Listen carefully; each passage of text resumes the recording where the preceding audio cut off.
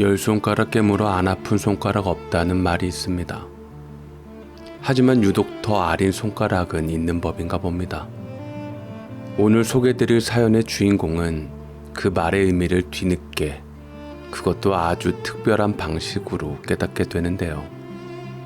우연히 어느 할머니의 전속 요리사로 들어가면서 처음엔 그저 돈 많은 노년의 손님, 그 이상도 이하도 아니었습니다. 그런데 함께한 시간이 길어질수록 이상하게 마음 한켠이 자꾸만 저릿해지는 사례자. 왜 이렇게까지 그분에게 마음이 가는 걸까? 스스로도 알 수 없었다고 합니다. 그리고 그 끝에서 마주하게 된 진실은 그가 평생 품고 살아온 상처까지도 송두리째 뒤흔들어 놓았습니다.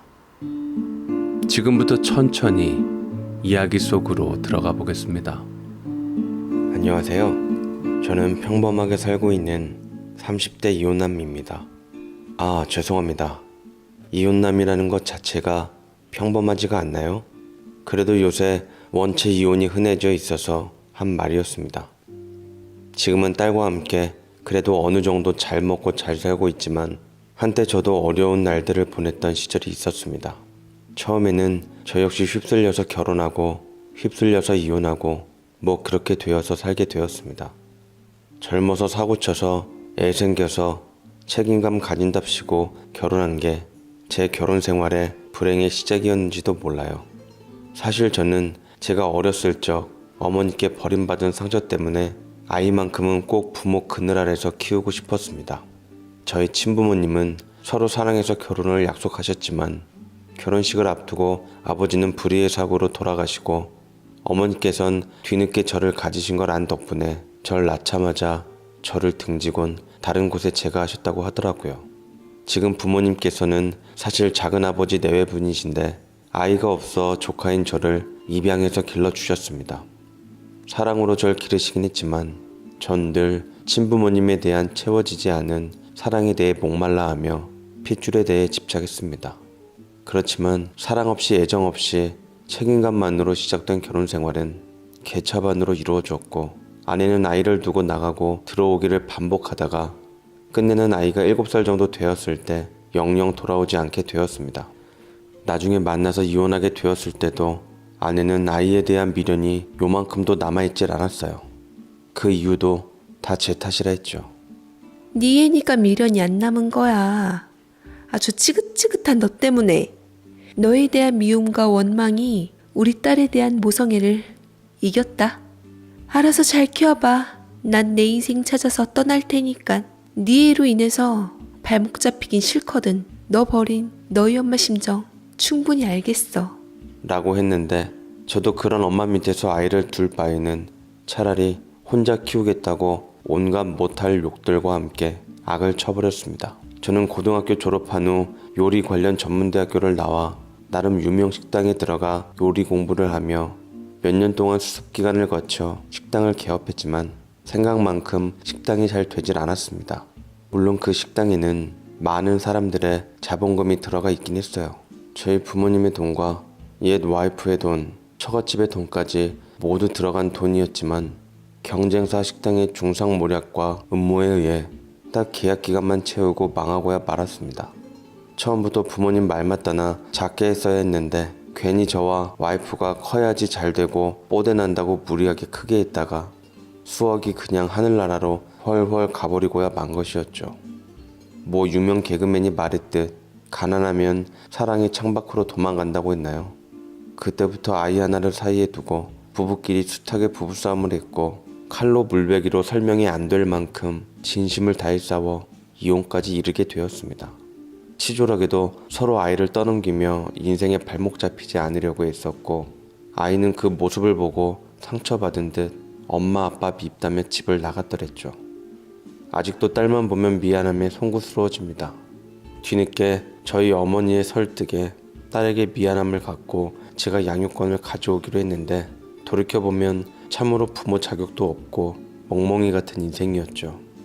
사업이 망한 후 누구 밑에서 일하기 싫어 매일 게임을 하며 허송세월을 보냈지만 힘들게 아버지가 경비일하며 어머니가 남의 집 일을 한다는 것을 알고 난 후에야 저는 정신 차리고 다시 재취업해 딸을 키우는 가정이 되었습니다.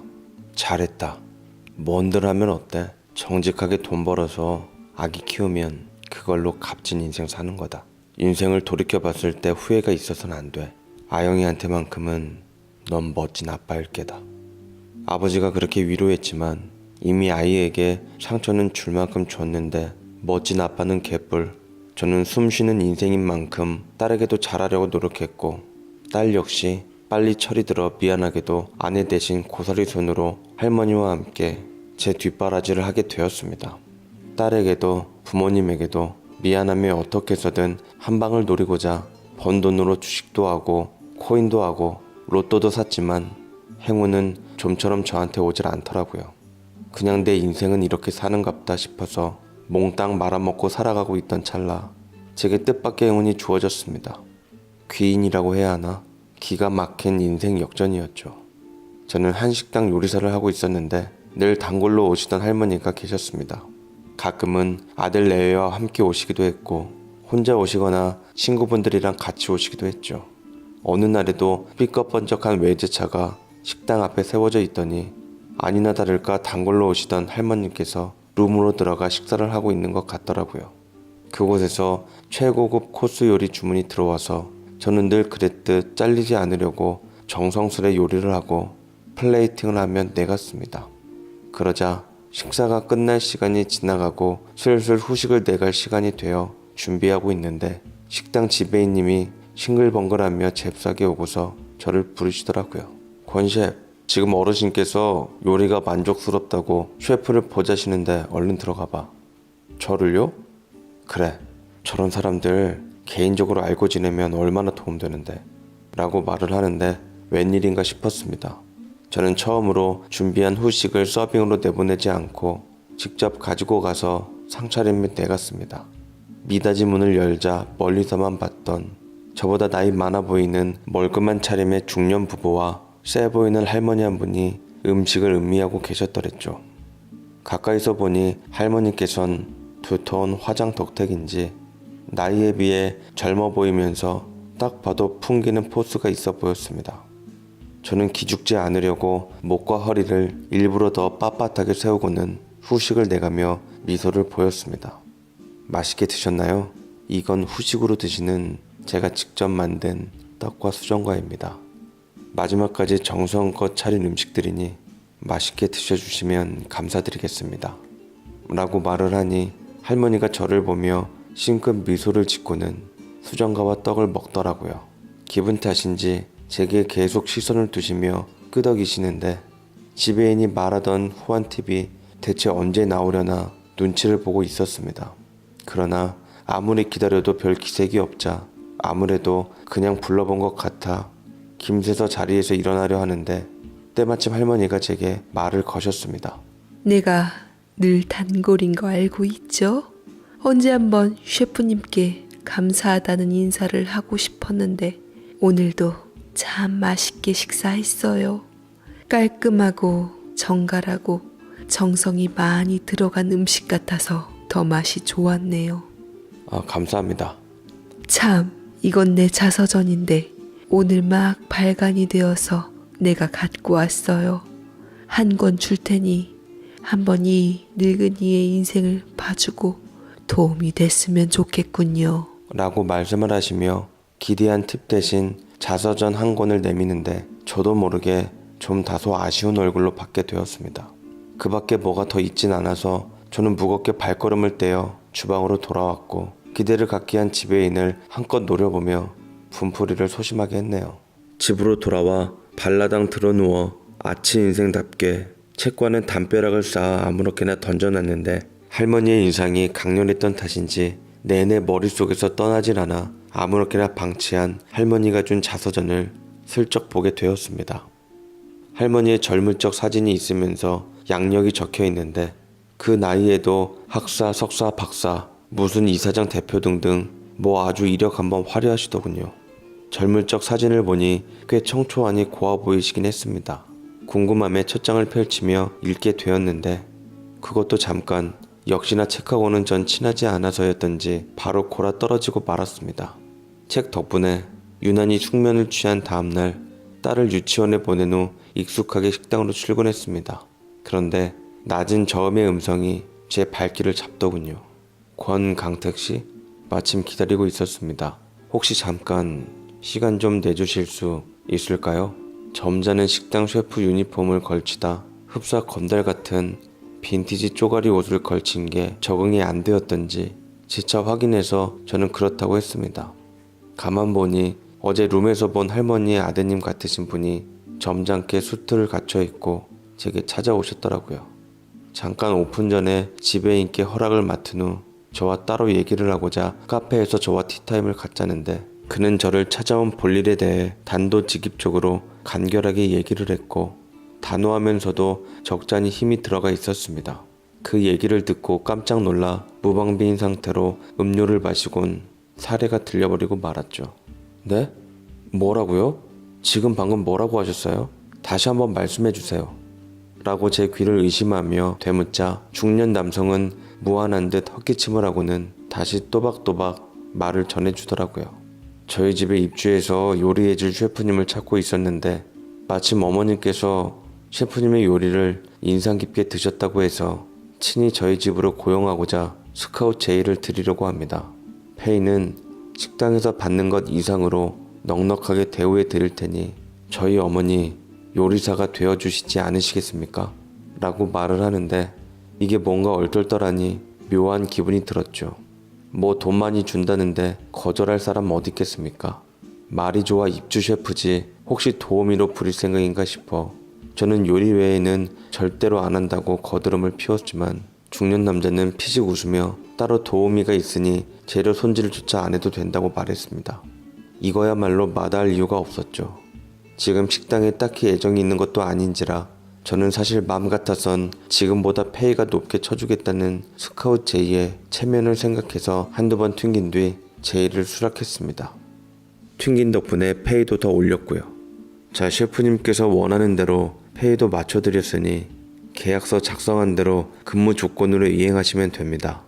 이만한 조건 찾기 힘드실 거예요. 저희 어머니의 눈에 드신 게 아마 인생의 행운이었다고 여기실 날이 오실 겁니다.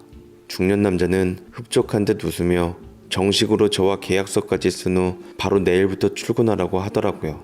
뭔가 술술 풀리는 게 느낌이 쎄해서 혹시나 싶어 시간을 벌 생각으로 그래도 일했던 식당인데 사람 구할 시간도 줘야 하고 인수인계할 시간은 줘야 하지 않겠냐고 했지만 이미 저를 메꿀 셰프를 준비해 뒀다면서 바로 다음날부터 근무하라고 했습니다. 게다가 페이도 선불로 줘서 총알같이 통장에 입금이 되었는데 가히 눈이 휘둥그레질 만큼 돌아가더라고요.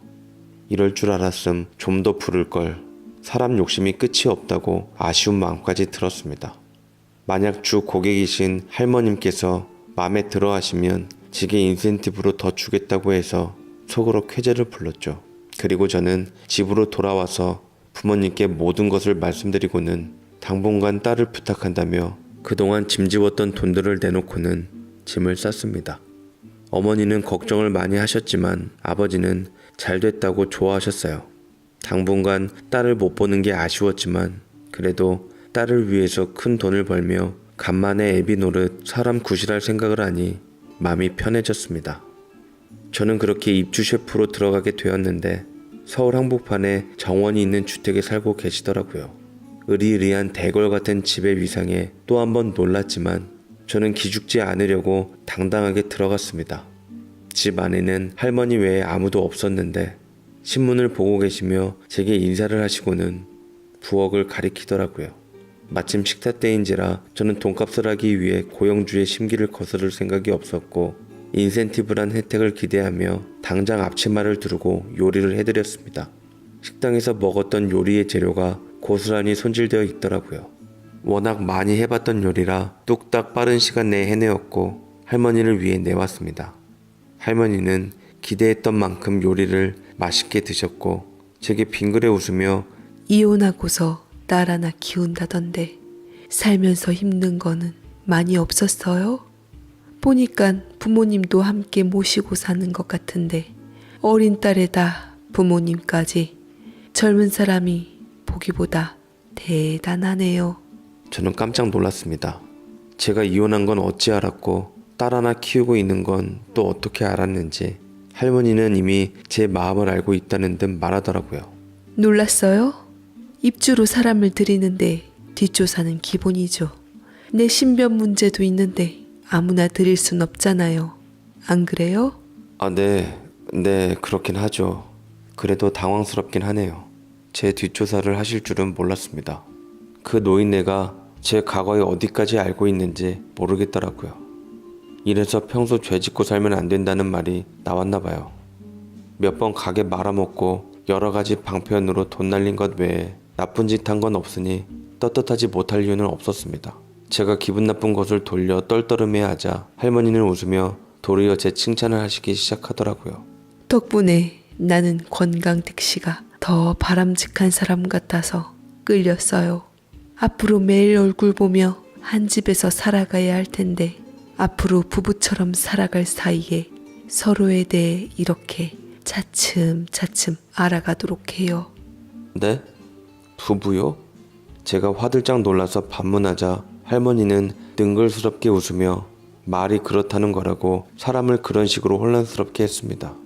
첫날부터 석연찮은 느낌에 저는 인사를 하고 방으로 들어갔고 괜히 잘못 들어와 할머니한테 코 깨는 게 아닌가 싶어 걱정스러웠지요.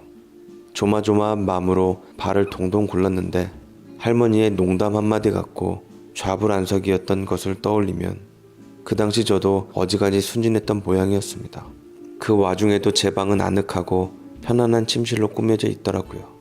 긴장감에 피곤해서 살짝 눈을 붙이려는 생각에 눈을 감다가 번뜩 정신이 들어 일어났는데 맙소사 새벽 3시를 가리키고 있더라고요. 그만 저녁을 띵까 먹고 안 차린 것이었습니다.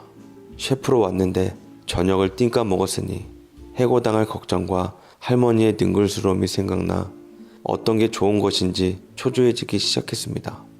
이미 선불로 받은 돈은 부모님과 딸에게 다 맡겼으니 갚을 능력이 없었고 불안함도 사치다 싶어 저는 새벽부터 아침을 근사하게 차리기 위해 냉장고를 뒤졌습니다. 이리 볶고 저리 볶아서 아침상을 근사하게 차려놨는데 7시쯤 할머니가 자리에서 일어나 아침상으로 오더라고요. 저는 쭈뼛거리며 어색하게 인사했습니다. 아, 죄송합니다. 어제 그만 잠이 들어서 제가 아침을 대신 더 신경 쓴다고 했는데 많이 시장하셨죠? 도우미 아주머니 음식 맛이 영 아니라서 그냥 속도 안 좋고 안 먹었네요. 괜찮아요. 대신 아침 이렇게 근사하게 먹게 되어서 좋네요. 라고 말을 하며 음식을 드시는데 괜히 찔리기도 하고 미안하더라고요.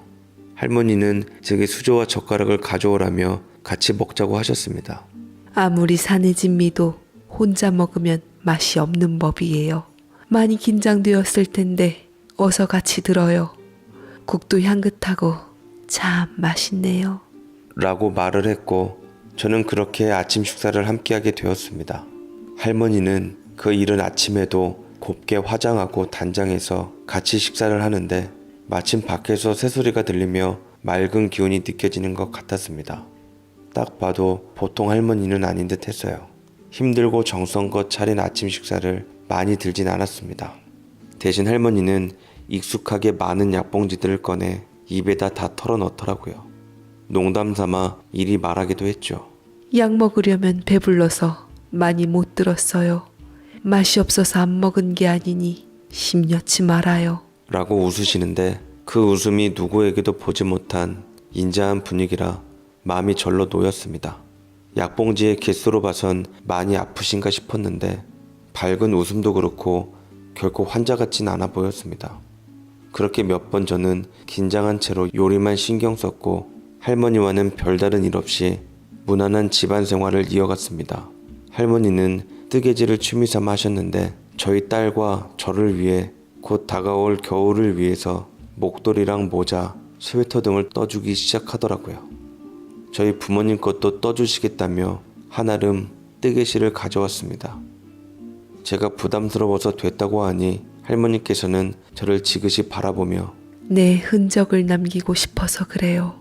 죽는 것보다 잊혀지는 게 더 무섭더군요. 누군가가 내 살아생전 만든 것을 간직해준다면 나는 그게 참 기쁠 것 같아요. 라고 하며 밤새 뜨개질을 하시는데 그렇게 받은 것들을 모두 가족들에게 택배로 보내면 사진으로 착용한 사진들을 고마워하며 보냈는데 그 사진들을 보여드릴 때마다 할머니는 굉장히 기뻐하셨습니다. 그렇게 저는 날이 갈수록 익숙해졌던 건지 할머니가 편해지기 시작하더라고요. 할머니께서는 제가 표정이 한결 나아지자 귀신같이 알고서는 맡은 바 식사일을 시키는 대신 백화점을 같이 대동하고 가서 같이 쇼핑도 하고 좋은 곳에 가서 음식도 같이 먹고 음악회나 전시회처럼 공연들도 보고 얼떨결에 데이트 아닌 데이트를 하게 되었습니다.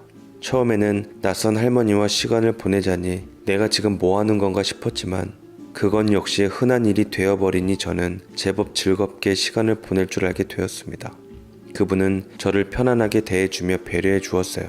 아들 보듯 때론 애인 보듯 혹여는 남편 보듯 그런 분위기 속에서도 나쁜 느낌이 아니었습니다. 저도 점차 할머니가 편해지자 그에 맞춰 능글스러움을 갖추게 되어 어휴, 어머님과 아드님이 참 보기 좋으세요. 이렇게 살뜰하게 같이 쇼핑도 하고 딸 같은 아드님이시네요. 라고 저머니 말을 하면 저는 할머니의 어깨를 부여잡으며 이렇게 되받아치곤 했죠. 저 아들 아니고 이 누나 애인이에요. 나이는 숫자에 불과하다는 거 모르세요? 다음부터 실례되는 말씀은 자제해 주세요. 라고 얘기해 점원을 당황시키며 할머니와 한바탕 웃음을 터뜨리기도 했죠. 할머니는 진심으로 즐거워하면서 쇼핑을 하며 제게 필요한 것들이나 저희 부모님 그리고 딸을 위해 필요한 것들도 잔뜩 사서 제게 안겨주었고 택배로 붙여주기까지 했습니다. 항상 저만 챙기지 않고 저희 가족들부터 챙겨주시는데 진심으로 고마웠어요. 선불로 받은 페이 외에 인센티브를 핑계로 제게 넉넉한 돈까지 용돈 삼아 주신 것도 염치 없지만 고맙게 받았습니다. 은인 같은 그분은 주변에서 보는 흔한 어른들과는 분위기도 느낌도 다른 뭔가 우위에 있는 분처럼 보였어요. 저도 내심 궁금하더라고요. 할머니가 어떤 분인지, 나이는 몇 살이고 어떤 삶을 살아오셨는지, 남편은 없는 것 같은데 언제 헤어지시고 자식들과 같이 남았는지, 그리고 가진 재산은 얼마나 되는지까지 별의별 것들이 마구 섞이며 그 사람에 대한 호기심이 일었습니다. 할머니는 제가 들을 준비가 되었다고 생각했는지 자신에 대해 얘기를 해주었지요. 어렸을 적부터 부잣집 고명딸로 태어나 남편을 만나서 결혼하고 행복하게 살다가 10년 전 남편을 병으로 먼저 보내고 여태 혼자 3남 1녀 자식들 키우면서 사셨는데 이제 자식들이고 뭐고 행복하게 남은 노후 생활하며 가진 돈으로 인생 꾸려가며 살고 싶다는 얘기를 했습니다. 그리고 마지막으로 제가 생각지도 못한 말까지 두툼한 약봉지를 챙기며 아무렇지 않게 슬쩍 흘리더라고요. 사실을 솔직하게 고백하자면 내가 많이 아파요. 애써 가족들이 숨기고 있지만 분위기를 봐선 살 날이 얼마 남지 않은 것 같아요. 그래서 아프고 힘든 모습 보이고 싶지 않아 늘 두꺼운 화장으로 감추고 있죠. 물론 어떻게 될지 섣불리 말은 못하지만 어쩌면 강택 씨와 계약한 1년을 다 못 채우고 내가 먼저 저 세상으로 갈 수도 있어요. 그래도 계약한 돈은 다 줄 거니까 걱정하지 말아요. 라고 말씀하시는데 심장 쪽이 많이 안 좋아 몇 번 수술을 받으셨다고 하더라고요. 언제 심장이 멈춰 저 세상으로 갈지 모른다고 하며 늘 죽음이 드리워져 저승사자와 함께 사는 기분이라고 하니 내심 동정심이 들기 시작했습니다. 놀라운 가운데 그분은 제 손을 잡고 뺨을 쓰다듬었습니다. 나 강택 씨 한 번만 안아봐도 될까? 그게 싫으면 강택 씨가 나 한 번만 안아줘도 되고. 라고 말을 하는데 제가 당황스러움에 어쩌질 못하자 그분은 먼저 저를 안아주며 몇 분 동안 제 등을 쓰다듬다가 이내 떨어져 고맙다고 했습니다. 기분이 뭔가 이상하더라고요. 설레고 가슴이 두근거리는 와중에 음식 만드는데 더 신경을 쓸 수밖에 없었습니다. 가급적 심장에 좋은 음식으로 맛과 건강을 함께 잡을 수 있는 레시피를 연구했습니다. 실제로 우연찮게 몇 번 변기통을 부여잡고 음식물을 소화시키지 못하고 모두 내려보내거나 혹여는 얼굴이 새하얘져서 숨을 제대로 못 쉬어 응급실로 급히 이송되었을 적도 있었는데 그분과 정이 들면 들수록 저 역시 걱정이 되더라고요. 그러던 찰나 할머니께서는 크게 한번 숨이 멎을 뻔한 적이 생겼습니다. 평소처럼 함께 대화를 나누고 있는데 느닷없이 심장을 부여잡고 그대로 쓰러지고 마셨습니다. 그때는 정말로 무서워서 저는 긴급하게 아드님한테 연락을 드렸고 119가 도착해 할머니 주치의가 계신 대형 병원에 실어다 주었습니다. 며칠 동안 중환자실에 있었는데 이번에야말로 할머니의 생이 마감될 수 있다며 가족들은 걱정했고 저는 덜컥 겁이 났습니다. 그분의 인자한 얼굴을 못 본다고 생각하니 느낌이 쎄해지더라고요. 이상했어요. 아치로 살아왔던 내가 어떻게 가족도 아닌 누군가에게 타인에게 이러한 감정이 들 수 있는지, 말로 다 할 수 없는 이런 감정이 무슨 감정인지는 모르겠지만 한 가지 확실한 건 그분이 제 마음에 들어왔다는 것이었습니다. 내내 같이 함께 있어서 그런지 이성적인 감정이 꼭 아니어도 그냥 단순한 정이어도 그분이 제게 베풀어준 은혜 때문인가 특별한 감정이 들기 시작했습니다. 가끔은 이런 생각도 들었어요. 영화에서나 일어날 법이기도 하지만 혹여나 이분이 내 친어머니가 아닐까, 나를 버리고 제가 하셨다던 친어머니가 아니면 날 이렇게까지 잘 알고 어떻게 챙겨줄 수가 있을까 싶었지만 그분의 이력을 보면 그건 아닌 것 같았습니다. 저는 얼굴도 보지 못한 친어머니에 대한 정을 할머니에게 느끼며 대리만족으로 친어머니가 생긴 것 같은 느낌으로 그분을 특별하게 돌보게 되었고 그분은 제 속내를 털어놓자 저를 안타깝게 여기며 우리는 점차 고용주와 고용인의 관계를 탈피해 가족이 되어가고 있었네요. 그분 역시 저를 가족으로 느끼는 것 같았고 저는 이제까지 제가 살아왔던 방식과는 다르게 그분을 위한 존재로 사람으로 자리매김하고 싶었습니다. 그렇지만 제가 그분께 진심을 다하면서부터 그분은 휴가를 핑계로 제게 자유를 주었고 수척해진 얼굴로 당부를 하시더라고요. 처음 계약 조건처럼 항상 곁에 수족처럼 있으면서 셰프를 한다는 조항은 없는 걸로 하자. 혼자 있는 게 무서워서 언제 어떻게 내가 무너질지 몰라 강택 씨에게 돈을 주면서까지 곁에 있게 하고 싶었었는데 그것도 부질없는 내 욕심인 것 같아. 나는 강택 씨가 자격 없는 나로 인해 슬픈 게 이제 싫어. 미안하다 강태가. 라고 처음으로 제게 강태가라고 말을 놓은 채 눈물을 글썽이셨고 저는 집과 병원을 왔다 갔다 하며 그분을 돌보면서 제 삶까지 함께 찾을 수 있게 되었습니다. 원래는 셰프로 인연을 맺었지만 친구가 되었고 나중에는 병간호사나 다름없게 되었지만 아무래도 상관없었습니다. 집에 돌아온 저를 보며 부모님께서 놀라시고는 그동안의 이야기를 듣고 싶어 하시더라고요. 저는 괜히 할머니를 이상한 시선으로 볼까 싶어 좋은 부분만 말해주었고 제 감정이나 그분의 감정은 얘기하지 않았습니다.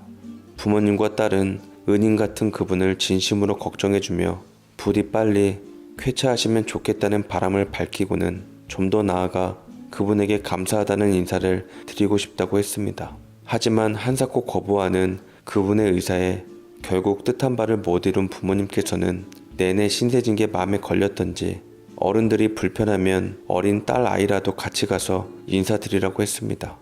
그 사이 몸이 더 안 좋아지셨는지 병원에 입원하게 된 할머니께서는 저승사자와 동행할 준비를 하신 듯 많이 힘들어 보였는데 제 딸아이를 병원에 데려가자마자 눈물을 흘리시더군요. 강택 씨 딸이 참 예쁘네. 강택 씨랑 많이 닮아서 더 예뻐.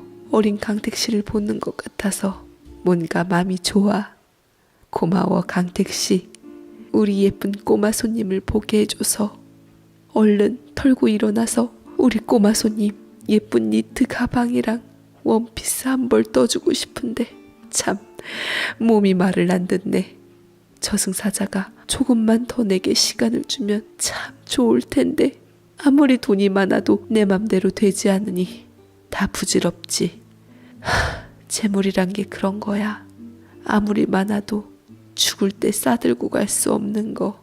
그러니 강택 씨도 너무 욕심내지 말고 지금처럼 소신 지키며 잘 살았으면 좋겠어. 내가 남기는 유언이라고 생각해도 좋아. 딸에게 항상 멋진 부모로서 책임감 있게 지금처럼 잘 살면 돼. 알았지? 라고 말씀하셨고 올라오는 울컥하는 슬픔에 딸과 함께 곁을 지키며 알겠다고 그놈의 저승사자 타령 좀 그만하시라고 슬픔 때문에 표정이 차마 일그러지지 않게 하기 위해 애써 웃으며 약속드렸습니다. 그리고 딸을 집에다 바래다 주고 집에서 머문 날 그날 밤 운명했다는 소식을 아드님께 듣게 되었지요. 만난 후 딱 반년 만에 그분과 헤어짐을 겪게 되었습니다. 이미 언제 가실지 몰라 예상한 거긴 하지만 정작 운명하셨다는 얘기를 들으니 그놈의 저승사자가 원망스럽더라고요. 슬픔도 느꼈지만 허하고 안타깝고 가슴이 텅 빈 것 같은 공허함이 온몸에 퍼지더라고요. 밖에서 복받치는 슬픔에 저도 모르게 눈물을 떨어뜨렸고 부모님께도 그분이 가셨다는 얘기를 건네자 저를 위로하면서 마음이 아픈 듯 보이셨습니다.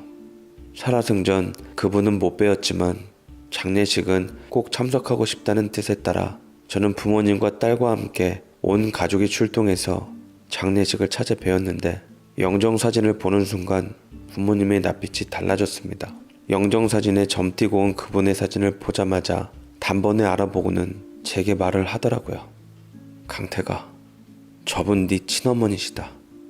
피덩이 같은 널 낳고 우리에게 안긴 후 재혼했다던 그 친엄마가 바로 저분이셔. 세상에, 어떻게 이런 인연으로 다시 만나게 되다니.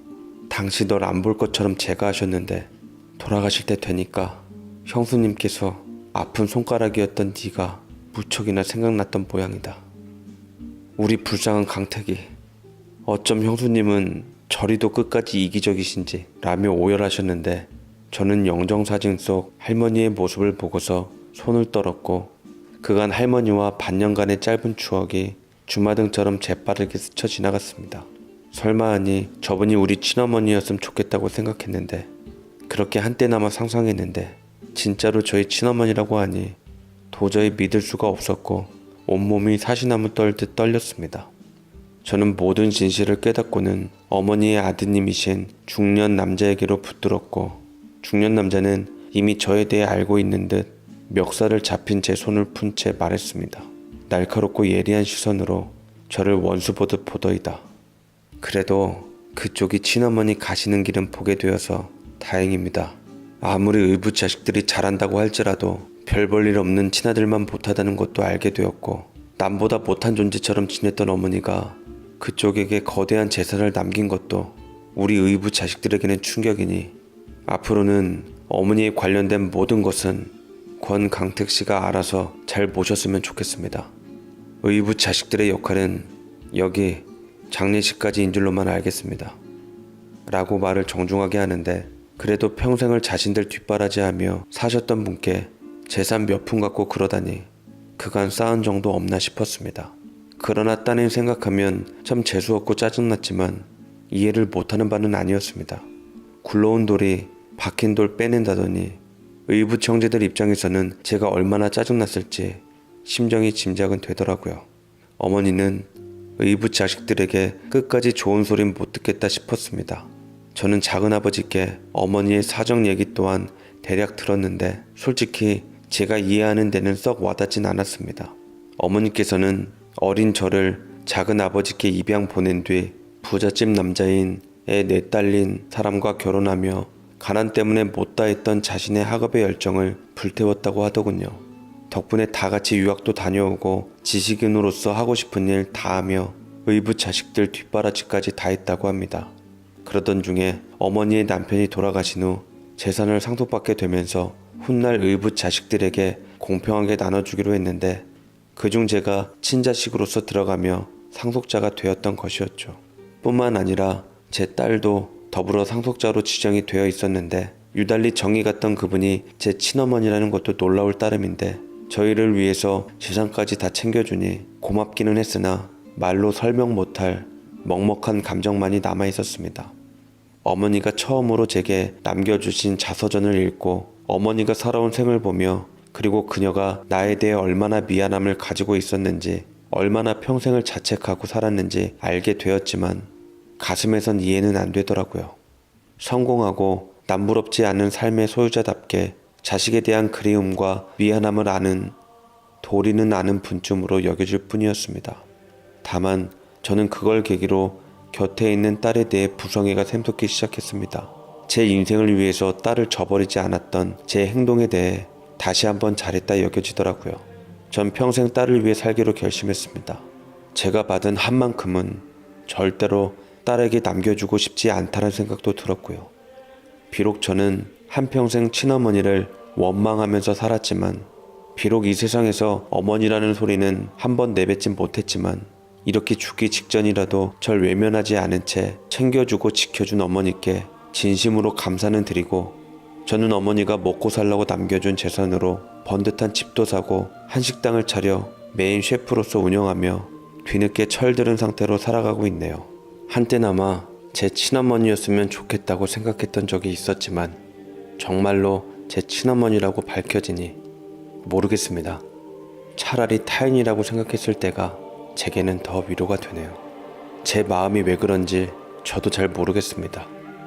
딸과 함께 언제까지나 부모님 모시면서 행복의 날개를 딛고 자유롭게 날아다녀 희망을 잃지 않고 살 수 있도록 최선을 다하며 살겠습니다. 제 사연 읽어주셔서 감사드립니다.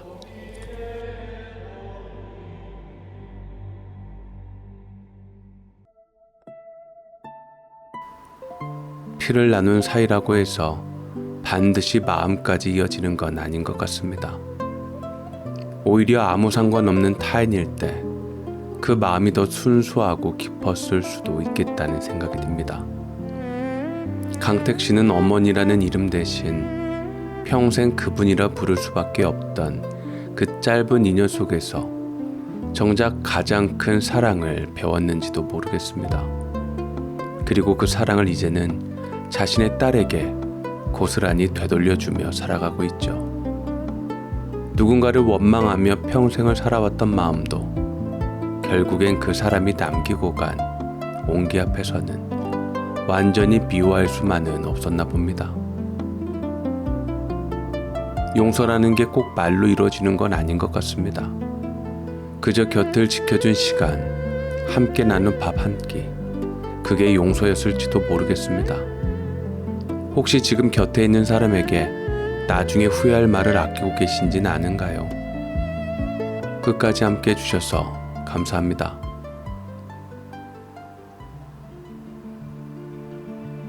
세상에는 가족이라는 이름 뒤에 숨어 가장 가까운 사람을 가장 잔인하게 이용하는 사람들이 있습니다. 오늘 두 번째 사연의 주인공은 딸을 위해서라면 무엇이든 내어줄 준비가 되어 있던 어머니입니다. 사랑하는 딸이 데려온 사위를 처음엔 탐탁지 않아 했지만 시간이 지나며 그를 아들처럼 믿게 되었죠. 그런데 어느 날 우연히 마주친 진실 앞에서 그녀는 얼어붙고 맙니다. 과연 그 진실은 무엇일까요? 지금부터 이야기 속으로 들어가 보겠습니다.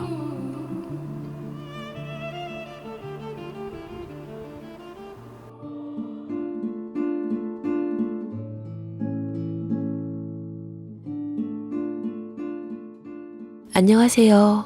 저는 현재 결혼정보 업체를 운영하며 임대업으로 먹고 살고 있습니다.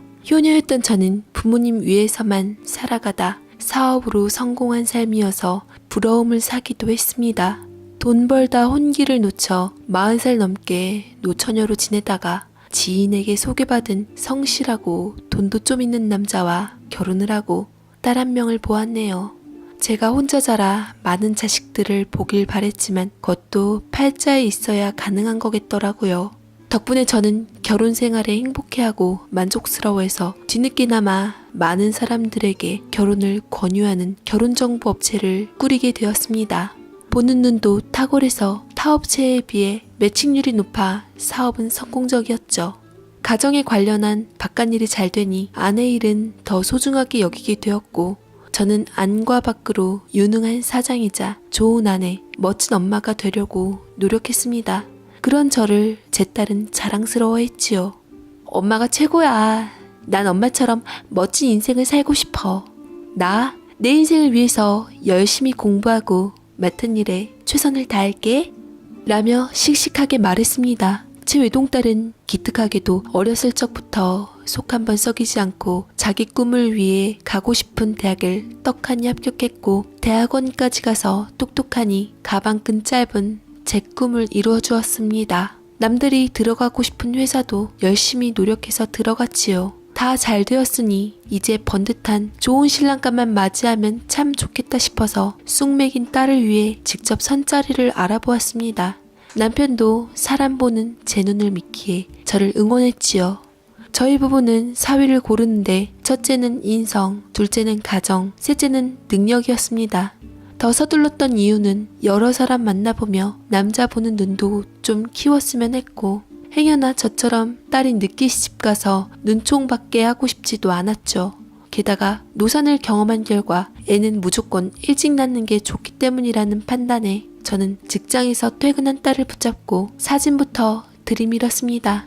예, 효림아. 너 엄마가 제대로 된 총각들 몇 명 소개시켜주려고 하는데 시간 좀 비워봐라. 어디 내놔도 빠지지 않을 사람이라 너한테 아주 딱이야. 봐도 다 되는 거 아니니까 일단 한 번만 만나봐. 알았지? 라고 말했는데 딸이 주춤거리며 고개를 설레설레 젓더라고요. 예기치 못한 딸의 반응에 주춤거리자 딸은 조심스레 말했습니다. 엄마, 나 사실은 사랑하는 사람이 생겼어. 만난 지는 얼마 안 됐는데 사귀다 보니까 그냥 아무것도 묻지도 따지지도 않고 이 사람이랑 결혼하고 싶어. 아빠 엄마한테 조만간 데려올게. 엄마도 제발 그 사람이 마음에 들었으면 좋겠다. 라며 조바심 비친 딸이 감정을 드러내는데 그 눈은 분명 제가 남편을 봤던 사랑에 빠진 눈이었습니다. 엄마로서 기뻤다기보다는 걱정도 되고 염려도 됐던 마음이 더 컸던 것 같아요. 딸이 바랬듯 저 역시 그 사람이 제발 좋은 사람이길, 딸을 행복하게 해줄 남자이길 간절히 바랬네요. 그러나 그 다음 주말에 데려온 딸의 남자를 처음 모았고 귀한 손님을 맞이하는 자리라 다리가 휘게 상을 근사하게 차려놓았는데 저는 예비사위를 보자마자 실망감을 감출 수가 없었습니다. 뭐? 우리 딸이랑 10살이나 차이가 난다고? 아, 참. 나이 차이가 너무 많이 나는 거 아닌가? 아빠, 10살이 뭐가 그렇게 많아. 나이는 숫자에 불과하다고 했어. 우리 그이 생김새로만 보면 내 또래로밖에 안 보이잖아. 예쁘게 좀 봐줘요. 네? 라며 나이를 듣고 놀라 훅 치고 들어오는 지 아빠 말에 딸은 녀석의 방패막이가 되어주는데 사위의 표정은 어른들 앞이고 뭐고 썩어 문드러지기 일보 직전이었습니다. 딸은 부모와 남자 사이를 눈치 보며 진땀을 빼고는 주저리 말을 늘어놓는데 기대했던 것보다 아니라는 생각에 저희 남편 역시 표정이 굳어졌지요. 저는 그나마 영업을 했던 사람이라 얼굴에 표현은 안 했지만 어디다 내놔도 빠지지 않을 내 딸을 넘보는 못된 남자를 눈에 거슬리게 보았습니다. 딸은 사내 연애로 만난 10살 연상인 노총각 남자와 결혼을 하겠다고 떼쓰며 생전 안 하던 고집을 피우는데 뭐가 쉬워도 단단히 쉬웠더라고요. 지혜비처럼 성실하고 착한 사람을 데려왔으면 좋았을걸. 나이에 비해 꽤나 젊어 보이고 기생오라비 마냥 반반한 외모이기는 했으나 어딘가 모르게 음흉스러워 보이는 사위가 마음에 걸렸습니다. 사위는 불편한 표정에도 불구하고 애써 웃으며 선수답게 먼저 선수를 쳤습니다. 제가 나이는 많지만 그만큼 이해심도 많은 편이라 효림이를 행복하게 해주고 잘 이해해줄 수 있습니다. 비록 제가 부족하고 마음에 안 드시겠지만 최선을 다하겠습니다. 라고 말하고는 큰 절을 한 채 돌아가는데 딸은 뭐가 홀린 듯 콩깍지가 씌었는지 계속 남자친구가 좋다 했고 반대하는 저희를 꺾고서 그 사람과 결혼하기 위해 시급전배까지 했습니다. 딸 자식 하나 있는 거 잡을 수는 없던지라 자식 이기는 부모 없다고 결국 결혼을 허락하게 되었고 딸아이는 어느새 혼전 임신까지 한 채 배불러서 결혼식장에 들어갔습니다. 사위의 혼주석에는 아버지만 계셨고 어머니 자리는 비워져 있었습니다. 분명 듣기론 어머니가 돌아가셨다고 했는데 결혼식장에서 친척들이 수군거리는 걸 들어보니 예비사위는 사실 어렸을 적 부모가 이혼해서 엄마는 바람나 도망갔고 아버지 밑에서만 동생들과 함께 같이 살았다고 합니다. 멀쩡한 어머니를 돌아가셨다고 해서 저를 속인 것도 괘씸했고 혼전 임신을 빌미로 내 딸을 꽉 붙들어 놓은 것도 경을 칠 노릇이었습니다.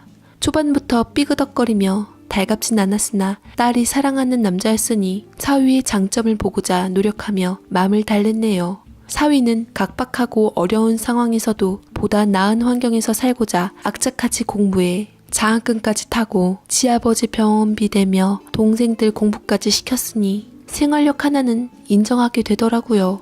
지내다 보니 처가 부모님에게도 살뜰하게 잘했고 사람이 항상 완벽할 수만은 없으니 전 사위를 아들처럼 맞아들이기로 하고 딸과 행복하기를 바랬습니다.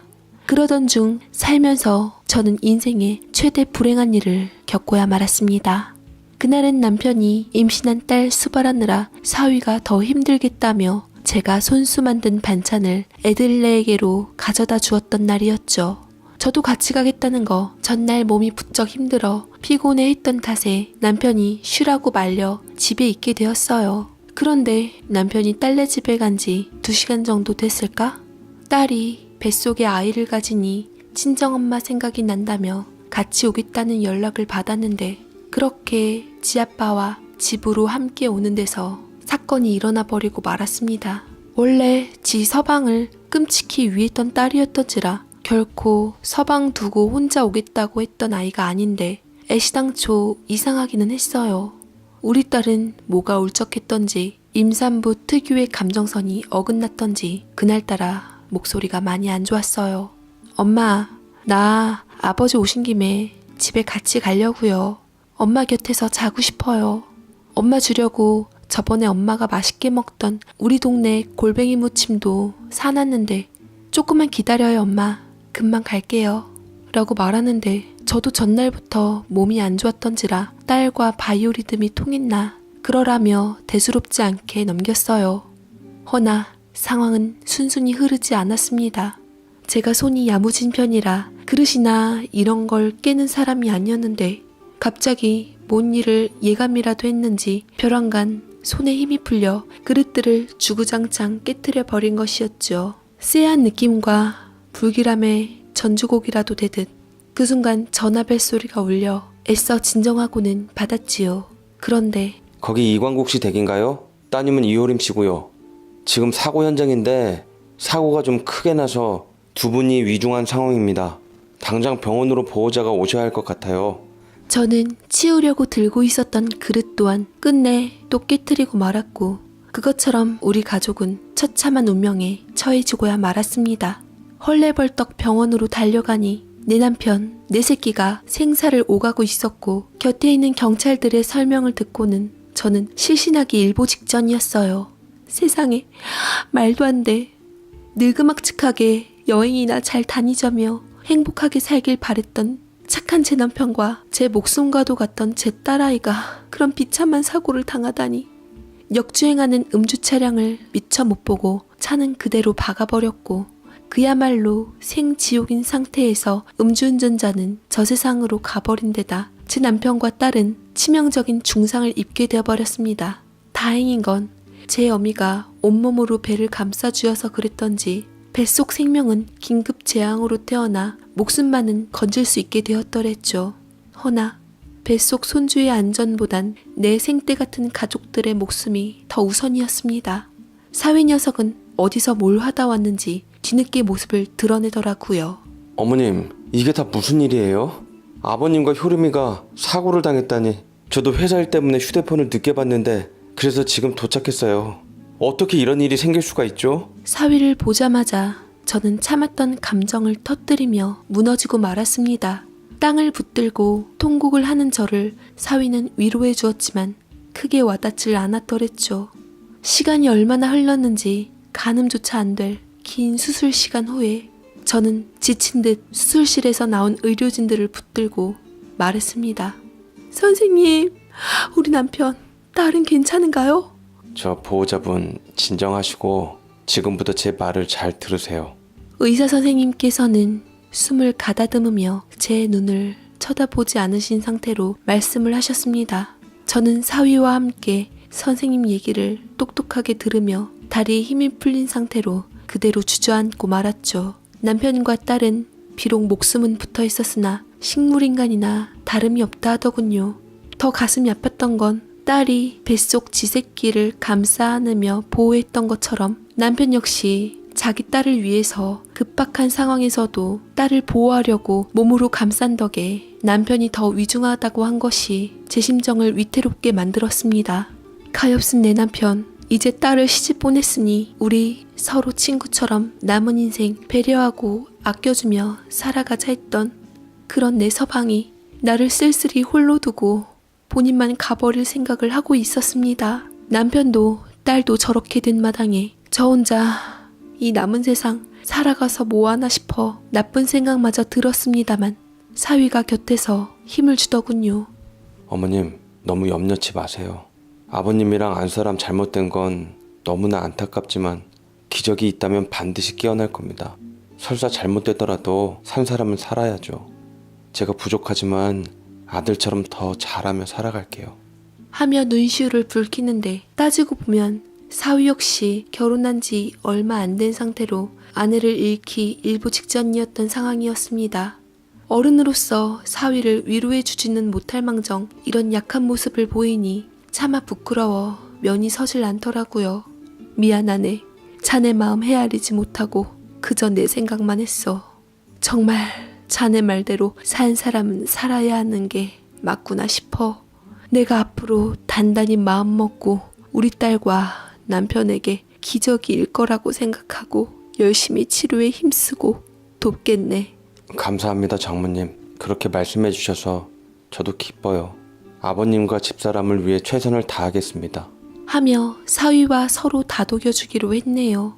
이럴 때일수록 마음을 다잡고 굳게 먹어야 했습니다. 처음에는 딸을 돌볼 간병인을 고용하고자 했지만 사위가 아무래도 마음이 안 놓이는 모양이더라고요. 딸을 지나치게 사랑해서 염려했던 탓인지 본인이 직접 딸을 돌보기로 하고 주스를 다 채우지 못한 채 태어난 손녀딸도 신경 쓰며 제 몫을 해나갔습니다. 대신 별 수 없이 괜찮은 직장을 그만두게 된 건 어쩔 수 없었죠. 곁에서 지켜보니 제가 남편에게 하고 있는 그 이상으로 제 딸의 간호에 정성 들여 노력해줘서 참으로 고마웠습니다. 사위와 저는 아픔을 이해하고 각자 맡은 사람들을 온 힘을 다해 책임졌습니다. 이를 계기로 저는 사위를 친자식처럼 어여삐 여겨 넉넉하게 생활비랑 병원비, 병간호비용까지 주었고 여태 회사 월급으로 아버지인 바깥 사돈 어른 용돈까지 챙겨줬다고 하니 저 역시 제 돈으로 사돈 어른 용돈까지 책임지기로 했습니다. 우리 딸아이를 위해 살고자 하는 사위에게 힘이 되어주고 싶었습니다. 처음에는 극구 사양하며 괜찮다고 여태 모아놓은 돈으로 아내에게 들어간 돈을 책임지겠다고 했지만 그래도 어디 그런가요? 남편과 함께 공동 명의했던 건물 임대료로만 웬만큼 잘 나가는 월급쟁이 연봉이 나오는데 저는 기특한 사위를 위해서 아낌없이 내주었죠. 허나 안타깝게도 저희 남편은 그 사이 기력이 쇠약해진 탓에 알아누운 지 1년이 채 안 돼서 저 세상으로 보내줘야만 했습니다. 내님이 나를 버리고 가실 때 가슴이 쥐어짜는 고통 속에서 미칠 것만 같았지만 그래도 사위가 있어 살았고 누워있는 딸을 보며 버텼어요. 우리 딸은 하늘의 기적으로 남편의 갸륵한 간호에 살고자 하는 의지가 생겼던지 6년이 지나고서도 목숨이 붙어 있었습니다. 그 와중에서도 사위는 한결같이 딸의 곁에서 간호하기는 했는데 6년 동안 지속되는 병간호에 지쳤기도 할 뿐더러 밖에서만 일했던 사람이 안에만 있으려니 쉽지 않아 보이더군요. 이런 쿵짝이 맞아떨어졌던지 어느 날 사돈 어르신이 저와 사위가 함께 있을 때 기미도 없이 쳐들어오더니 제게 당당하게 요구하더군요. 우리 창창한 아들, 양심이 있으시면 언제까지 며느리 병수발이나 하게 둘 겁니까? 뭐라도 장모 능력이 되면 해줘야지. 애가 능력이 없는 애도 아니고 우리 아들 이래봬도 한때 잘 나갔던 녀석입니다. 그런데 이게 뭡니까? 결혼한 지 얼마 되지도 않아서 꿈도 희망도 잃고 병실에서 썩어만 가고 있는데 본인 자식이 소중하면 남의 자식도 소중한 법입니다. 네. 죄송합니다. 제가 잘 알고 있죠. 제가 사돈어른 뵐 면목이 없습니다. 사위는 여태 제 아들처럼 믿고 의지해 왔어요. 인품도 좋고 능력 있는 것도 아는데 제가 뭔들 아깝겠습니까? 바깥 사돈어른께서 원하시는 게 뭔가요? 바깥 사돈의 말이 틀린 말은 아니었습니다. 어느 부모가 자기 아들이 젊은 청춘 인생 바쳐가며 병수별만 하는 걸 바라겠습니까? 특히나 사위처럼 재능 있고 능력 있는 사람이면 더더욱 속 터질 노릇이겠죠. 같은 부모로서 그 심정 충분히 이해했기에 뭐라도 해줄 것처럼 곱게 나오자 바깥사돈은 말이 통하겠다 싶었던지 내심 헛기침을 하고 사위와 눈짓으로 뭔가를 주고받는 것만 같았습니다. 보통 아닌 제 눈치로는 분명 바깥사돈의 말이 곧 사위가 품고 있는 의중이란 생각이 들었죠. 바깥사돈은 정리가 되었던지 여전히 목소리를 세우고는 이어나갔습니다. 돌아가는 거 보니까 사돈 어른도 딸 보느라 손주 보느라 갖고 계신 건물 관리며 제대로 잘 못하시는 것 같은데 기왕지사 이렇게 된 거 우리 아들이 맡아보게끔 하는 게 어떻겠습니까? 엄연히 따지면 바깥사돈 돌아가시고 그 재산이 우리 며느리한테 어느 정도 떨어졌을 테고 부부는 하나이니 당연히 우리 아들에게도 권리가 있는 게 아니겠습니까? 라고 말씀하시는데 이게 사위가 원하는 거였구나 싶었습니다. 세상에 공짜는 없는 법이죠. 부모 자식 간에도 이해타산을 따지는 판국에 하물며 사위는 당연한 것일지도 몰라요. 사위가 저에게 아들처럼 자란 만큼 분명히 바라고 있던 게 있을 수도 있겠지요. 착하고 인품도 좋고 어떻든 간에 워낙 야심만만한 녀석이었으니까요. 알고는 있지만 새삼 현실을 깨닫게 되더군요. 아들이랑 사위는 다르다는 걸요. 하지만 일단 건물 관리는 다 맡길 수 없었고 딸의 몫으로 남겨둔 건물 한 채를 사위에게 맡겼습니다. 그것도 꽤 값어치가 나가는 물건이었는데 사위는 무슨 마음을 품었던지 생각보다 실망스러운 눈빛이 가득하더군요. 그 눈빛을 보고 저도 실망스러웠지만 여태 딸을 보살펴준 사위의 맘이 다칠까봐 애써 감추고는 좋은 말로 달래주었습니다. 미안하네. 자네를 못 믿어서가 아니라 건물 관리라는 게 내가 직접 해결봐야 하는 것들이 많아서 이해하게. 자네도 건물 관리는 처음이니 일단은 딸의 몫으로 나온 건물만 잘 관리해주고 요령이 생기면 그때 자네에게 천천히 인수인계하겠네. 잘 한번 익혀보게나. 라고 회유하며 건물 서류까지 내어주니 그제서야 마음이 좀 풀어졌던지 사위는 조금 표정이 나아 보였습니다. 사위는 간병인을 고용했고 저와 사위가 번갈아 가면서 중간중간 가보기로 했습니다. 건물 받아서 마음이 좋았던지 손녀 맞는 거 힘들지 않냐며 따로 사람 붙일까 물었지만 내 손녀딸이 나를 살게 해주는 유일한 버팀목이었기에 그냥 두라 했습니다. 그때부터 사위의 세상이 시작되었네요. 건물 맡아서 하는 게 재밌었던지 툭하면 건물에 가서 살펴보고 왔는데 뭐 주인이 와서 잘 관리하면 좋겠지만 요새처럼 바쁜 시대에 매일매일 누가 직접 와서 건물 관리를 하려 들겠어요. 하지만 애착이 남달랐던지 사위는 꼼꼼하게 잘 살폈고 이 때문에 바깥 출입을 자주 하게 되었습니다. 어찌됐던 물 만난 고기마냥 사위가 활기차게 일을 하게 되니 저도 죄책감이 덜해지며 마음이 좀 낫더라고요. 사위는 건물주라는 본인 직업이 자랑스러웠던지 부모 형제 일가 친척까지 다 모이게 해서는 건물에 드나들게 했던 것 같습니다. 뭐 그러다 말겠지 싶어 알아서 관리 잘하겠거니 생각하고 저는 신경을 끄게 되었는데 사위는 무슨 일을 밖에서 그토록 많이 하는지 바빠 보이더라고요. 그렇게 몇 달쯤 지났을 때 어느 날 생각지도 못한 변수가 생기고야 말았습니다. 갑자기 상가의 사장님이 제게 연락을 해온 것이었어요. 우리 건물 초창기 때부터 곱창 가게를 운영하던 집이었고 어려울 때는 남편이 임대료도 감면해주며 돈독하게 지냈던 사이라 잘 알고 있던 사장님이었습니다. 사모님, 저희 여기 상가 임대업자들 아주 죽겠습니다. 저희도 재계약 시점이 얼마 안 남아서 사위분이랑 계약 얘기를 하려고 했는데 임대료를 기존에보다 너무 많이 올리시더라고요. 전에 사장님께서 잘 봐주신 덕이 있어 저희가 웬만하면 장사도 잘 되고 해서 그냥 넘기려고 했는데 제 느낌상 아무래도 저희를 내쫓으려 하시는 것 같고 저희 터에서 같은 장사를 하려고 하시는 것 같더라고요. 무슨 소리예요? 우리 사위는 그렇게 양아치 짓 하는 사람이 아니에요. 내가 몇 년 동안 곁에서 봐왔는데 그럴 사람이 아니에요.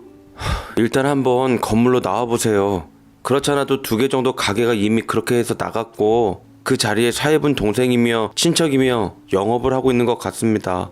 저도 지금 웬만하면 생활터전 안 이루려고 마지막으로 사모님께 말씀드리는 거예요. 라고 말을 했고 저는 설마 하며 사위에게 맡긴 건물로 택시를 타고 가게 되었습니다. 그런데 건물을 가보니 아주 난리가 난 상태이더라고요. 곱창 사장님 말 맞다나 이미 2집은 눈에 익숙한 사돈총각 내외가 운영을 하고 있었고 건물 청소도 관리도 모두 사위의 친척들이 하고 있었습니다. 그러다 보니 관리는 당연히 잘 안 되고 있었고 상태도 말이 아니더라고요. 저도 모르게 혀를 차게 되었습니다. 이 건물은 남편이 제 이름을 붙여 직접 지은 건물이었어요. 지금은 비록 오래되긴 했지만 나름 풍수지리적으로 터가 좋아 자영업자들이 많이 돈 벌어 이전을 해나가거나 터줏대감들이 많았습니다만 사위가 맡게 되자마자 너무나도 많이 바뀌어 있었습니다. 사돈총각 가게라고 알려진 곳은 장사가 잘 되어 직원들이 눈코 뜰 새 없이 바빴고 사돈처녀의 네일샵도 주인 없이 직원만 있었지만 나름 손님이 붐비고 있어 그들에게 제대로 인사조차 하지 못했네요.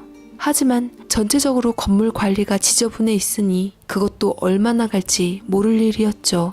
사위에게 일단 당장 오라고 할 요량으로 연락을 했는데 통 받질 않더라고요. 거기다 1층 중앙에 안 보던 사이 세입자가 생겼는데 인테리어가 근사한 카페가 들어서 있어 궁금했습니다. 그곳은 가장 새가 비싼 곳이었어요. 오다 가다 마주치면서 새로 새가 들어왔다고 한마디 해줄 법도 했었는데 왜 제게 그런 말을 안 했을까 싶더라고요. 일단 장부도 한번 확인해 볼 필요가 있었습니다. 느긋한 저 역시 똥줄이 타면서 뭔가 잘못 돌아간다는 예감이 들었죠.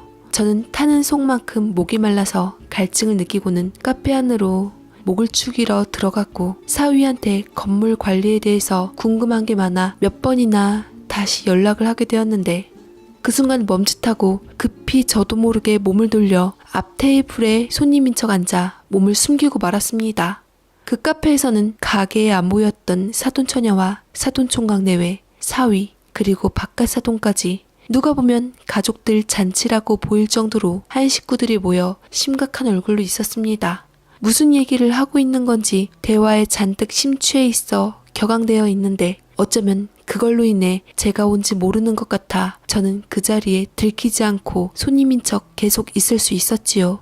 분명 사위의 진동 소리가 울리는 휴대폰의 수신자는 제가 맞을 텐데 사위는 휴대폰을 덮어놓고는 거들떠도 안 보고 있었어요. 그런데 그 가운데서 어느 낯선 여자가 눈에 띄었습니다. 중간중간 종업원에게 지시하는 걸로 봐서는 아마도 카페 주인처럼 보였는데 여자의 육감이라고 해야 하나? 순간 심장이 철렁거리며 몸에 소름이 돋기 시작했죠. 묘령의 여인은 휴대폰이 울리는 것이 짜증났는지 그 자리에서 한마디 꽥 소리를 질렀습니다. 전화를 받든지 끊든지 해. 신경 거슬려서 도무지 얘기에 집중을 할 수가 없잖아.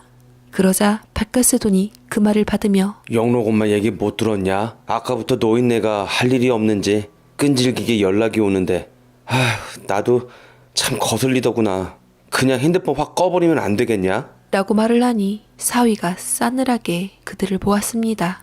이 노인네 보통 내기 아니에요.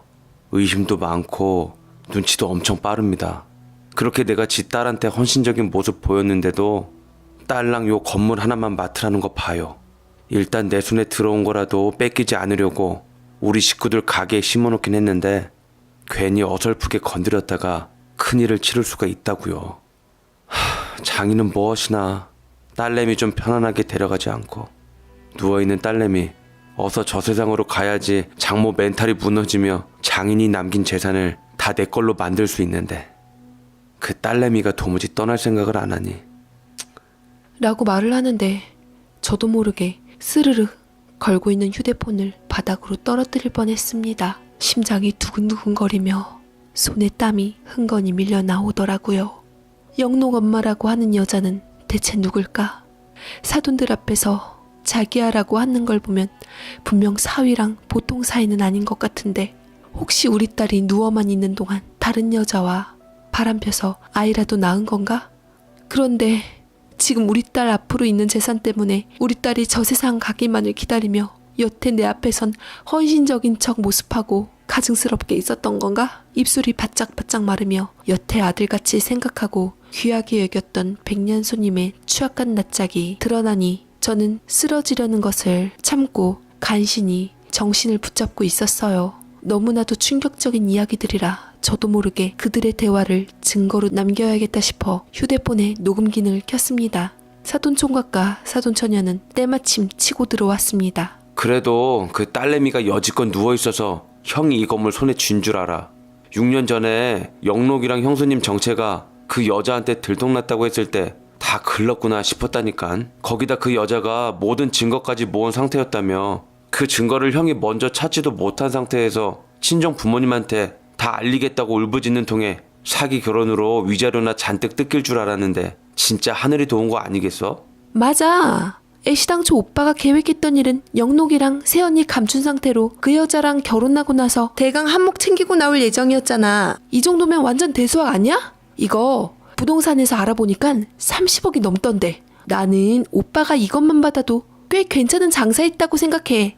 저는 그들의 말을 듣고 떠오른 것은 6년 전 사고 당일 그때 너무나도 꺼림칙한 딸의 목소리였습니다. 신랑 혼자 두고 오겠다는 아이가 아닌데 단순히 임산부라 감정 기복이 심해져 그날따라 목소리가 많이 안 좋았다고만 생각했는데 사실은 딸이 이 모든 것을 알고 있었던 겁니다.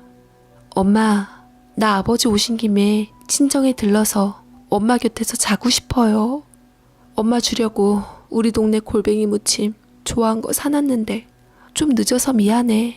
얼른 갈게. 라며 딸과의 마지막 통화에서 했던 그 말이 떠올라 저는 가슴이 복받치며 미어지고 숨을 쉴 수조차 없이 눈물이 떨어졌습니다만 아직은 참아야만 했습니다. 인두껍을 쓴 사람이라고는 느끼지 못할 사위의 언행은 참으로 도가 지나칠 정도로 방자했습니다. 아휴, 간 작은 것들. 30억 건물 한 채 갖고 누구 코에 붙이냐? 결정적인 순간에 교통사고로 부녀가 훅 간 거 봤지? 나 어차피 억세게 운 좋은 거 하나로 이 자리에 왔고 하늘은 내 편이야. 나 믿어봐. 제대로 우리 가족 모두 팔자 한번 펴보게 내 거들어 드릴게. 장인 역시 집안이 좋은 사람이라 장모보다 더 많았으면 많았지 덜하진 않을 거야.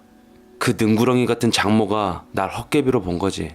누굴 그지로 하나 건물 한 채 먹고 떨어지래? 조금만 더 기다려. 모든 것이 다 내 손아귀로 들어올 테니까. 만약에 그게 순순히 안 된다면 되게 하면 되지 않겠어? 불가능한 게 어디 있겠어, 대한민국에.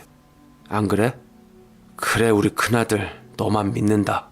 장남 덕분에 나 늙음막직하게 인생 한번 펴보자꾸나. 영록이 우리 손주도 이제 장손 대접받으며 남부럽지 않게 살아야지. 며느리도 영록이 키우느라 혼자 숨겨진 여자로 살며 얼마나 고생이 많았겠냐. 조금만 더 참자꾸나. 진짜 이제 얼마 안 남았어. 라며 묘령의 여자와 사위의 손을 서로 맞잡게 하고 음흉한 미소를 지었습니다. 그들의 모든 계략을 알게 된 저는 겨우겨우 정신줄 붙들며 끝까지 들키지 않고 자리를 빠져나갔습니다. 사위가 지 입으로 본인이 억세게 운 좋다고 말한 것처럼 저 역시 억세게 운 좋은 여자로서 누가 한번 이기나, 하늘은 끝에 과연 누구의 편이 될 것인가 스스로 내기를 걸어보고자 했습니다.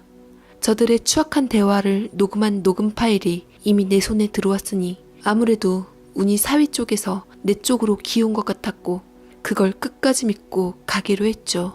저는 서둘러 딸과 사위가 함께 살던 집을 뒤지기로 했습니다.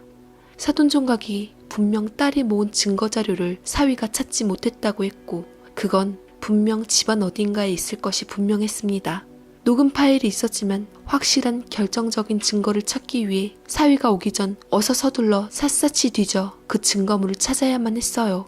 이미 사위가 찾으려다 못 찾은 거였겠지만 저도 마지막 희망으로 그걸 찾아내기 위해 노력했습니다. 허나 그것까진 운이 안 따라줬던지 찾을 수가 없었습니다. 딸이 그 증거들을 대체 어디다 숨겨놓았을까? 과연 이 녹음 파일 하나로 증거가 될 수 있을까? 보통 비상한 머리의 사위가 아닌지라 자칫 빠져나갈 구멍을 주며 오히려 내가 역으로 당하진 않을까 걱정이 들었습니다. 어떻게 해서든 법적으로 사위에게 되갚아줘야 할 생각만 하고 있는 상태에서 피가 마른 심정으로 집을 빠져나온 상태에 터덜터덜 걸었는데 문득 건너편 간판집이 눈에 띄더라고요. 바로 딸과 제가 가끔 함께 딸네 집 근처에서 먹었던 골뱅이 무침집이었어요. 새삼 또 울컥거렸습니다. 마지막까지 딸이 저를 위해 골뱅이 무침을 포장했다고 했는데 그 마음이 지금에 돌이켜봐도 갸륵하고 고마워서 아픈 가슴을 부여잡고 그 집을 향해 갔어요. 그 골뱅이 무침집은 할머니 혼자 운영하던 집이었는데 6년 전이나 지금이나 크게 다르지 않는 모습으로 그대로 있더라고요. 저희 딸이 참하고 예쁘다며 칭찬 일색을 늘어놓았던 분이라 눈물을 잔뜩 머금고는 초상집 마냥 그곳에 들어갔는데 저희 장사 끝났습니다. 재료 없어요. 라는 주인집 할머니의 쩌렁쩌렁한 목소리가 들렸습니다. 인기 있는 곳이라 재료가 소진되었던지 마침 문을 닫고 가려던 찰나시더군요. 딸의 마음을 되짚어 볼 만한 기회도 없구나 싶어 알겠다고 가게를 나서는데 할머니가 갑자기 저를 알아봤는지 붙잡았습니다. 혹시 옛날에 우리 가게 자주 오던 딸내미 엄마 아니요? 딸내미랑 엄마랑 친구 같다고 내가 참 부러워했었는데 그 엄마 맞는 것 같은데? 라고 말씀을 하시는데 오랜 시간이 흘렀음에도 저를 기억해준 할머니가 고마웠고 할머니가 기억하시는 그 딸의 엄마가 맞다고 했습니다. 할머니는 나름 반가워하며 느닷없이 잠깐만 기다리라고 해놓고서 가게를 들어가 뭔가를 찾기 시작하는데 10분 정도 나름 오랜 기다림 끝에 맘도 몸도 지친 상태라 가려고 했던 저를 할머니는 다시 붙잡고는 제 손에 두툼한 서류 봉투를 쥐어주었습니다. 이거 갖고 가게. 사실은 딸내미가 6년 전쯤인가 우리 가게에서 골뱅이 무침을 주문하고 깜빡 잊고 두고 간 거야. 그날따라 딱 봐도 이상해 보였던 게 딸이 어디서 충격을 받았던지 넋이 나가 보여 걱정이 많이 들었는데 그게 마지막 인연이었지. 그때 두고 간 물건을 가끔 우리 집을 찾아오는 남편에게 주려고 했는데 나도 눈치가 있던지라 그 남편이 우리 가게에 어떤 여시 같은 여자랑 온 걸 보고 두 부부가 뭔 사단이 났나 싶어 그냥 내가 갖고 있었어. 여시 같은 여자가 딸내미 저 세상으로 갔다고 하던데 딸을 저 세상으로 먼저 보낸 엄마 심정이 오죽할까 싶어 딸의 유품일 것 같아 내 그냥 갖고 있다 엄마인 자네에게 전해주게 된 거야. 저는 그 꽁꽁 싸맨 서류 봉투를 찢어 열어보았고 그건 바로 사위와 그 여자의 사이를 나타내는 적나라하고 기가 막힌 증거와 그리고 그 사이에 영록이라는 아이의 모습까지 드러난 빼도 박도 못할 증거 사진들이 들어있었습니다. 거기다 시댁 식구들이 모두 가세해서 사위와 그 여자와의 사이를 인정하는 듯 기뻐하는 사진들도 있었더랬죠. 사위가 그토록 딸에게 찾아 헤매고자 했던 증거가 딸이 제기 줄 골뱅이 소면을 주문하면서 넋이 나간 상태로 떨어뜨리고 오게 된 거였고 그것이 끝내는 사위가 아닌 제 손에 들어왔던 겁니다. 감사합니다. 할머니가 마음 써주신 덕분에 큰 도움이 되었어요. 그리고 우리 딸 말이에요. 우리 딸 저 세상 안 갔어요. 지금 숨쉬며 살아있고 병원에 아파서 누워있어요. 나중에 꼭 깨어날 거예요. 우리 딸. 제발 그렇게 되도록 기도해주세요 할머니.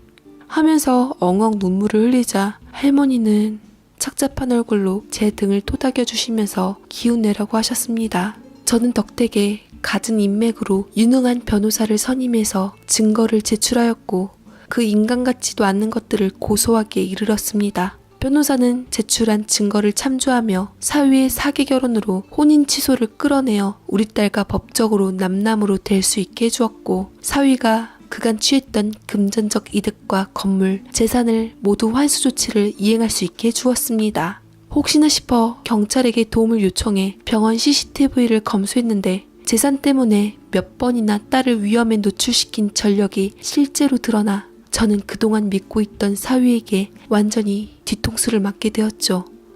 그런데 더 무서운 일은 끝에 기다리고 있었습니다.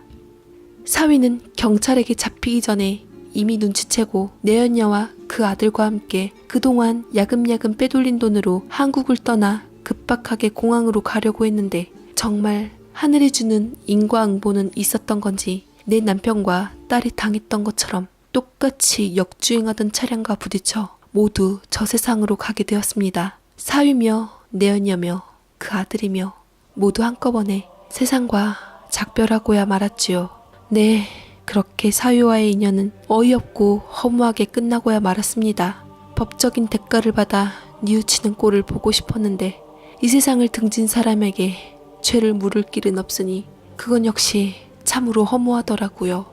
그렇게 딸과 사위의 사건은 종결지어져 버렸고 그토록 부모 형제의 이름으로 끈끈했던 사돈들은 어디서 뭘 하고 있는지 행여 사위의 일로 법적으로 불똥이 튈까 두려웠는지 사위의 장례식에 정작 모습을 드러내지 않았습니다.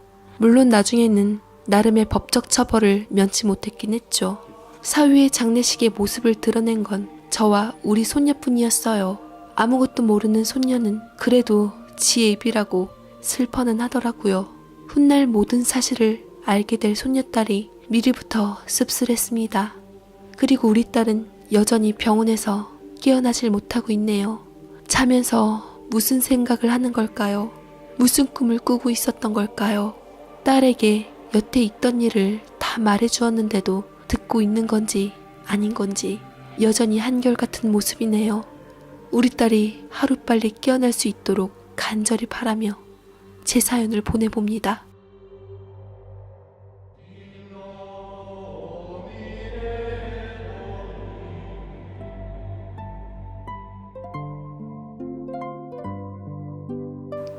사람의 얼굴은 두 개일 수 있다는 걸 이 사연의 어머니는 뒤늦게 알게 되었습니다. 겉으로 드러난 헌신과 그 이면에 감춰진 계산은 오랜 시간 함께 지내온 사람조차 쉽게 구분해내지 못하는 법이었죠. 그럼에도 불구하고 끝까지 딸을 놓지 않았던 건 다른 누구도 아닌 어머니 자신이었습니다. 진실을 마주하는 두려움보다 딸을 지켜야 한다는 마음이 더 컸기에 가능했던 일이었을 겁니다. 여전히 병실의 시간은 멈춰 있습니다. 그러나 그 곁을 지키는 어머니의 마음만은 변함이 없었죠. 언젠가 딸이 눈을 뜨는 날, 그 모든 시간이 헛되지 않았다는 것을 알게 되기를 바라봅니다. 오늘 사연은 여기서 마치겠습니다. 저희는 또 다른 이야기로 찾아뵙겠습니다. 연인 채널을 찾는 구독자 여러분, 모두 건강하시고 행복하세요. 감사합니다.